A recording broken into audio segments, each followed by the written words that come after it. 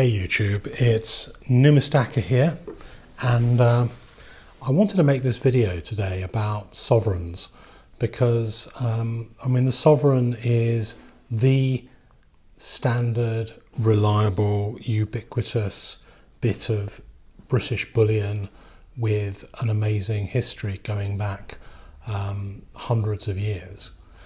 And sovereigns make an ideal collection subject as well. Clearly, to start with, the sovereign is something which is the totally standard bullion coin of the UK. It's a nice manageable size, a little bit under 1/4 of an ounce of fine gold. It has very high availability.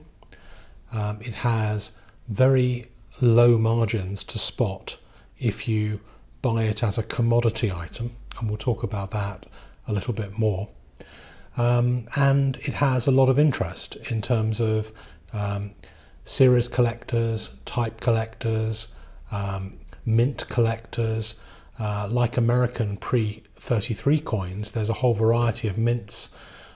London, Canada, India, Melbourne, Sydney, and it's quite possible to make pretty spectacular collections just by focusing on one of those mints or using one of each of the mints as a type collection.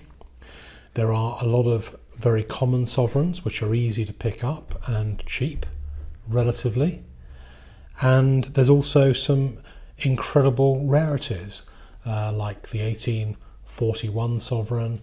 There weren't very many minted, very few have survived, very expensive. The 1911 proofs, the 1937 proofs, some of the Victorian sovereigns. There's a lot of different aspects of sovereign collecting to keep people amused and satisfied as a collection topic. Anyway, what I wanted to do was to just talk about some of those different specializations, and I haven't specialized in all of them, so there are some I can't give real examples of, but I just wanted to go through a few. So the first one that we're going to talk about is the artwork of a sovereign, the designs that are available. And there have been a number of designs going back over time, and it's quite straightforward to build up a collection of one of each of the different designs. And so you've got things like, let's start by taking a look at this one. I don't have a sovereign, but I've got a double sovereign with this design on. So this is the 1989 500th anniversary design, acknowledged to be one of the most spectacular sovereign designs there's been so far. The double sovereign and the single sovereign are pretty much the same price actually, even though the double sovereign has got twice as much gold in it, because most people try and collect the full sovereigns, and there's only fewer collectors of the double sovereigns. But so you've got the 1989 special, then you've got the 2002 Golden Jubilee Shield, and the Golden Jubilee Shield was like a modern take on, let's try and find, there we go. So this one is an 1871 shield. So if you look, the one on the right is like a modern, let's turn it the right way even, it's like a modern interpretation of the older shield back. So that one is an interesting one to go after, another one of the special designs.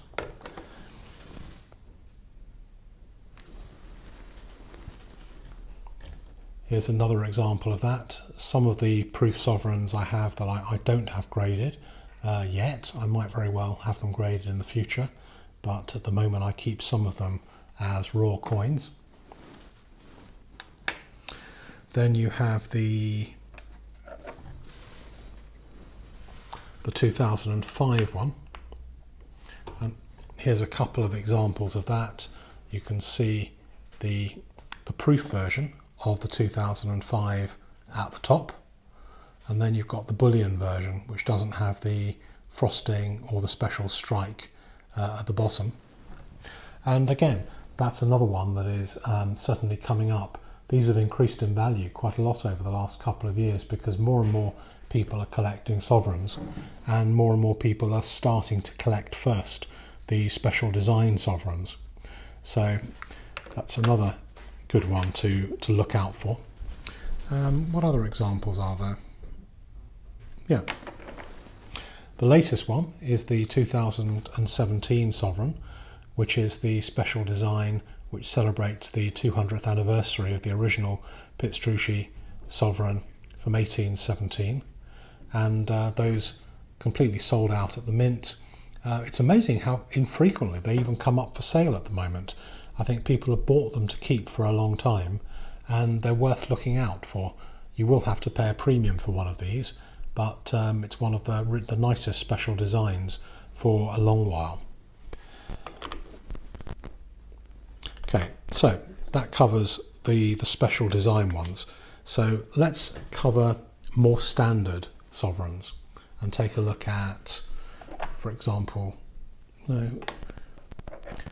I mean, quite often I've had them graded, but I think that a lot of people who collect bullion type sovereigns would never have them graded.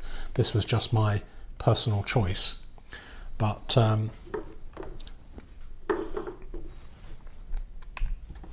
pretty much all of the Queen Elizabeth head sovereigns are affordable. Unless they're in very, very good condition, and by good condition we're talking about really MS63, MS64 and above, they're really just standard bullion. These early ones have started to creep up in price in auctions. I've noticed they used to be pretty much on a par with some of the more recent ones, but I think people are now hunting down the 1950s sovereigns, especially, and to keep the best of those for the future. I really like them. I like this design, but you can pick one of these up if you look around at pretty much bullion price. Some of the others, each year there are standard bullion sovereigns. This one is a standard bullion sovereign from 2004. I graded it, I think, because at the time 2004 was one of the lowest mintage years for bullion, so I wanted to keep it in good condition, because bullion sovereigns tend not to grade anywhere close to the proofs in quality. So an MS68 for a 2004 bullion sovereign is actually very high. Then, oh well, that's not a standard bullion sovereign. Let's have a look at some of the others.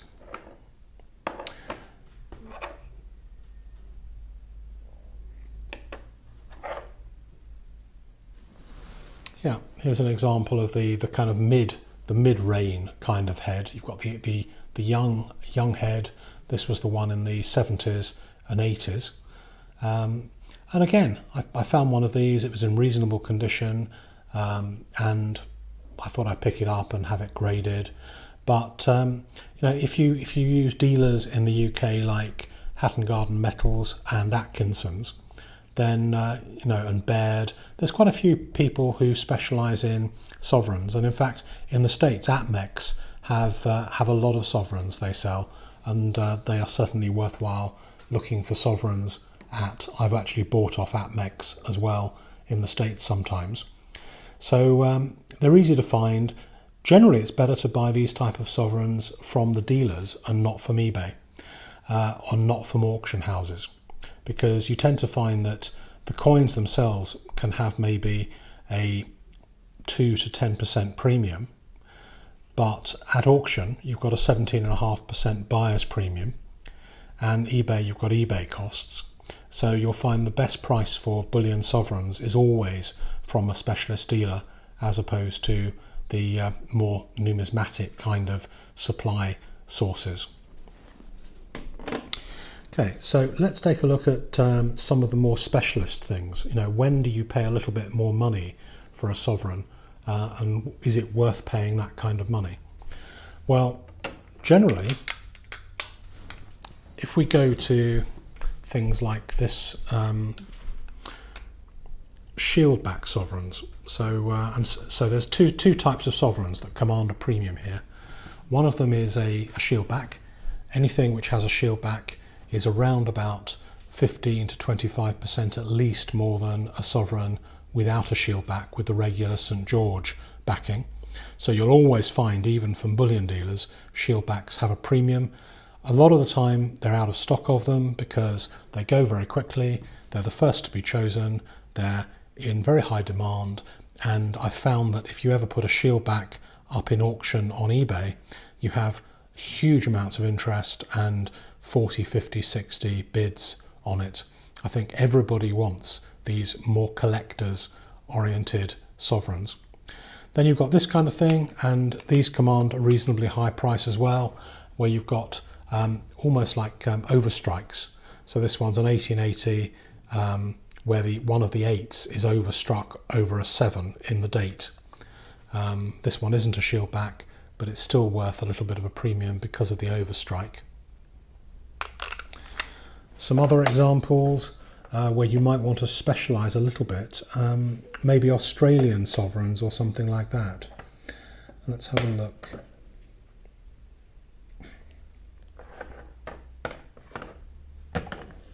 Let's have a look at these kind of things. So this one is a premium coin. It's worth quite a lot more than a regular shieldback, and a lot of people collect these Melbourne sovereigns. So I think Melbourne seems to have more of a collector's backing than Sydney even. So I try and go for Melbourne sovereigns, and Melbourne Shield sovereigns in particular I pick up. I really like them. This particular one is a beautiful coin which I had graded as a 61. 1884 Melbourne sovereign. That one's an English one. Another 1884. I think both of my sovereigns for Melbourne 1884 are set 58s. But you know, it's worth gradually looking out for these premium sovereigns, providing you're not paying a monstrous premium. It's worth buying the best you can possibly afford if you're not buying bullion. So if you're buying bullion, you want to buy them as cheap as you can, as cheap as possible. But if you're buying a collector's coin, collectors are going for quality, and it's very important. It's much better, I think, to spend a little bit more money on sovereigns and buy a better coin. So, you know, at the £275 range, say, about $325, $330, you'll find a basic shieldback. Pay 30, 40, 50, 60 pounds more than that, and you'll start to pick up one where, you know, you're seeing all the beauty of the coin, like this one, where there's very little wear on the hair.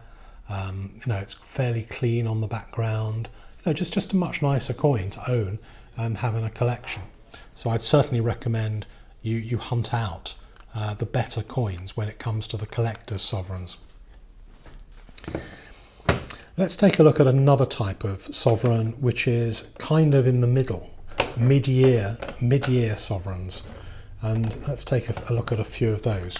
Okay, so traditionally the two kings, Edward VII and George V, have been seen as pure bullion, and at the moment in many places they're still seen as pure bullion. However, I have noticed that the Edward VII coins in good condition are now commanding a small premium over the George V coins, and I think that as time goes by and we change monarch and you know, maybe looking over the next 15-20 year time horizon, I think that these king sovereigns in good condition are going to show quite a good increase in value.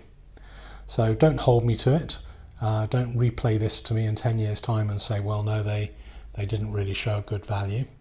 But I think that these are worth hunting out, and there are some interesting coins.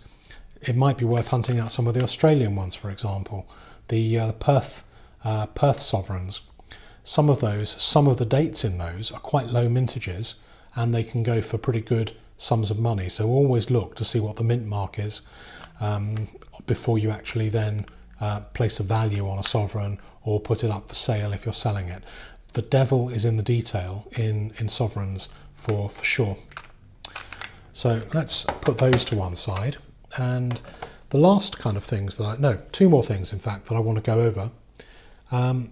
Indian sovereigns. So let's take a look at those. And so in 1818, sovereigns were produced in India for just 1 year. So there is an I mint mark on sovereigns in 1918, and in 2013, the Royal Mint got together with the PAMP company in India to mint sovereigns again with the I mint mark under license. 2013 it started, 2014, 2015, there is a 2016, there might even be a 2017, but they seem to have disappeared from the market in the UK. Maybe they're available in Dubai Airport and a few other locations.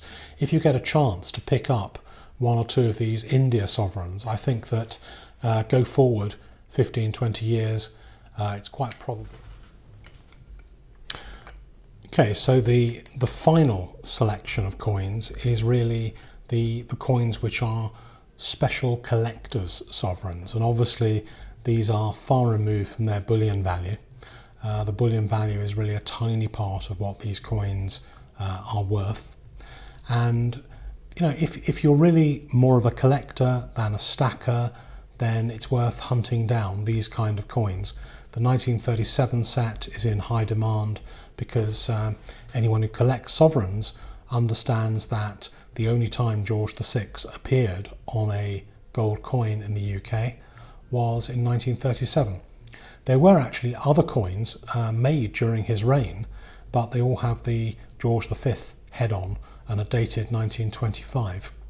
So the 1937 one is extreme. There are only 5,000 of these that were minted, and they seem to have gone up in price by maybe 2 or 3 times over the last few years. So they're certainly in increasing demand. So the special coins are my personal favourite at the moment. I quite like to have fewer coins and more special collectors coins. But if you are a stacker and you're collecting sovereigns because you want something which is a very low premium to spot, then I would not recommend these coins at all.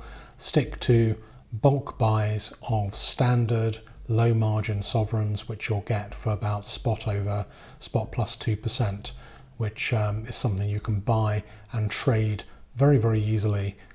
Whereas these kind of coins they're easily traded actually, and I think they are more easily traded than some of the coins that are in the middle, but they are coins that have a more specialist nature, and you'll need to consider how best to dispose of these coins when you want to sell them, whereas regular sovereigns are something that you can dispose of any day of the week, 24 hours a day, and you'll get a pretty similar kind of regular price from any of the dealers for those kind of coins. So there you have it. That's some information as I understand it about sovereigns and sovereign collecting, and with some examples from my collection of sovereigns. And hope you enjoyed that. Please please subscribe, and please let me know what you think, and talk about in particular your own collecting of sovereigns and what type of sovereigns you like to collect for yourself, or if you haven't got any sovereigns at the moment, whether it's something that maybe seeing this video has persuaded you to dip your toe in the water if you're only collecting, for example, gold eagles or something like that, or pre-33. So looking forward to your comments, and have a nice Sunday, the rest of your Sunday.